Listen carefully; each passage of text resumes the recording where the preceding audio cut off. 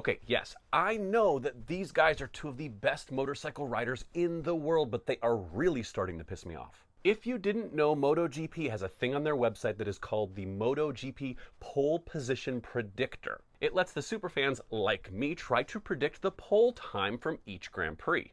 And for the last 5 or 6 races, I have been like right there in my prediction, like thousandths of a second off. But then with like a minute to go in qualifying, it's either Fabio Quartararo or Marc Marquez putting in an ungodly lap. Like, these two are not real, they're not human. I guess that's why we call them aliens, but how am I supposed to win a watch, guys?